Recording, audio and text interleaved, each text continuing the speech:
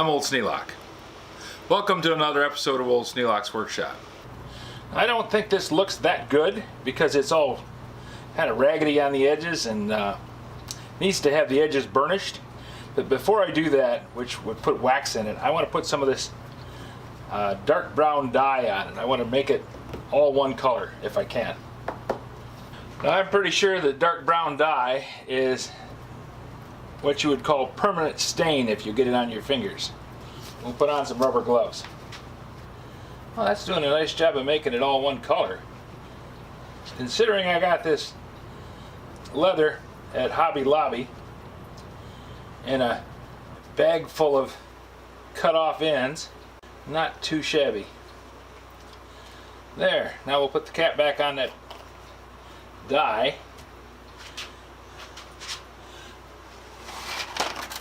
And before I take off the gloves, I'm going to wipe off the outside. As sure as the world, I will get it transferred from the glove onto my fingers. Now let this sit and dry off a little bit. I want to burnish the edges on this sheath. To manage burnishing the edges, I need to make a mandrel. I'm going to take this piece of dowel, which is actually a piece of glued up bamboo. It's an old former broom handle. And I'm going to cut a radius groove in it and fill it with wax, and then use that groove to burnish the edges on this piece of leather. Let's see how it works. I could do this in the wood lathe, but it's just as fast to do it here, and I don't have to bother setting up centers and clearing off that end of the workbench too. And I have a nice round tool all set up. All I have to do is put it in the tool holder. I'm not sure exactly how this bamboo is going to turn, so we'll just have to see.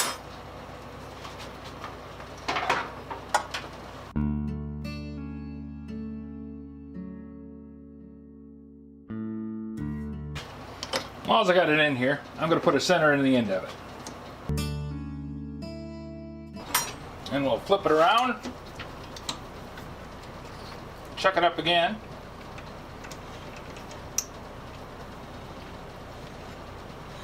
Throw a center in the other end.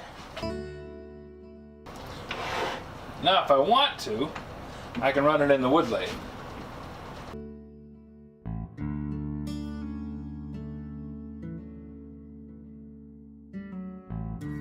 Now that I have it smoothed up, I want to put some wax on it.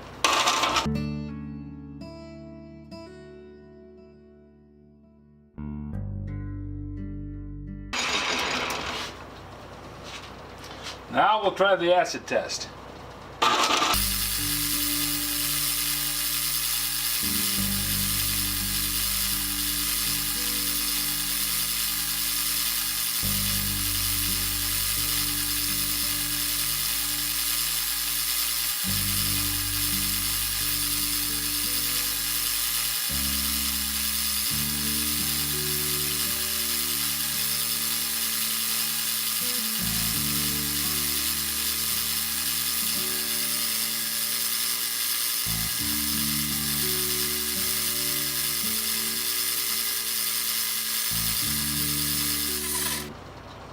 Not perfect, but not bad for a rank amateur.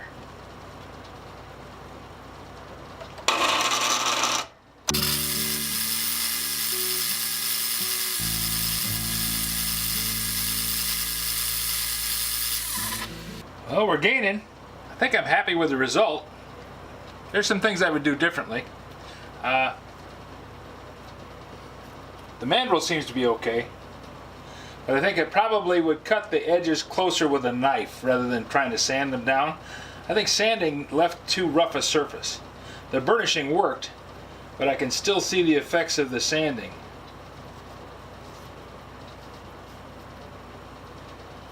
But all in all, I think it worked pretty well. On to rivets. Oh, nice little sheath on there. I have these hollow rivets, but I think they're designed to go on there with a washer. And I don't have any washers. I have them in copper, and this looks to be some kind of a painted or plated material.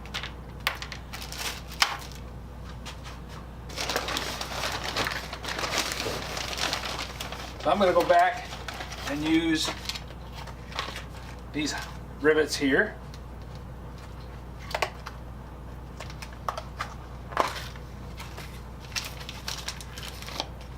Which I have all set up and ready to go. But I need to punch the holes. I'm going to put 4 in here. 1 on each side and 2 at the top. So to make that happen, I'm going to punch a hole here.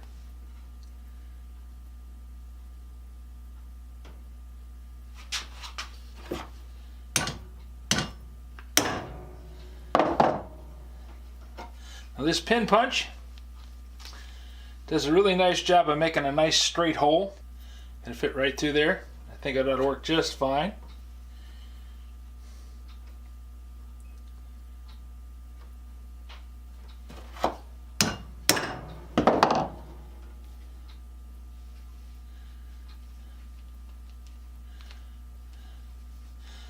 The wood acts like a die button. It supports the leather from behind, makes the surface for the punch to push the leather into, cause it to shear.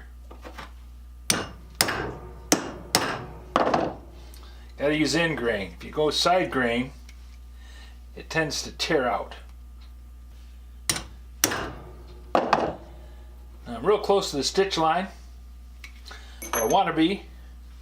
I want to have the rivets as far away from the edge as I can get them. As long as I stay on the outside of the stitch line, they won't get in anywhere near where the actual blade goes through. And I won't shear through my stitches. Which, shearing through the stitches would not be a catastrophe, but it's not going to improve the thing any. Okay, as my 4 rivets started, I like to take the rivet caps, start them over the little pin. Now I want to tap this in there.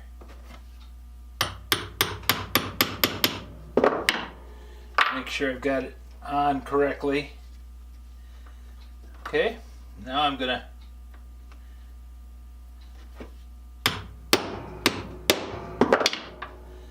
drive on the head of the rivet and set it. Yeah, that's good.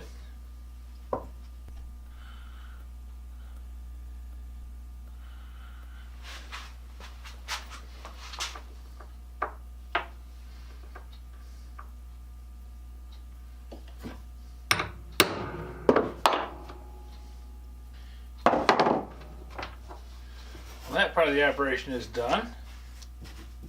These little rivets that I picked up at Hobby Lobby seem to work pretty well.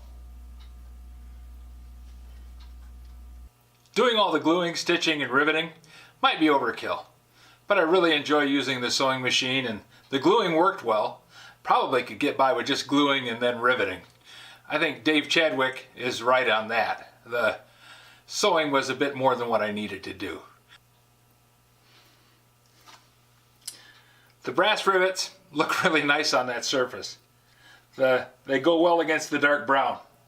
And the dark brown stain cleaned up those edges, because this is really just a bag of clippings and cut scrap from Hobby Lobby. Same place I got the rivets. Rivets was center. $7.99 for the rivets.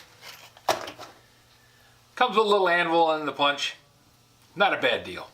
So now I have my blade protected on the number 80. This is the prototype that I made for the number 12.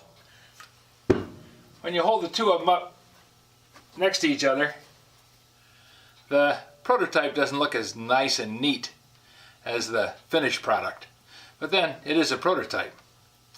But I'm thinking I can go through and sand the edges on this and clean it up a bit. Maybe put some stain on it and then burnish the edges. I think it's going to look pretty good. It's definitely going to work to protect the blade on the number 12 and protect my hands from the number 12. Just like this one is going to do on the number 80. Now I need to find a way to hang these up on the wall because they look good. If you have any suggestions for new video, questions about today's video, or any of the other videos on the channel, just drop a note in the comments. You know I read them all. Thanks for watching.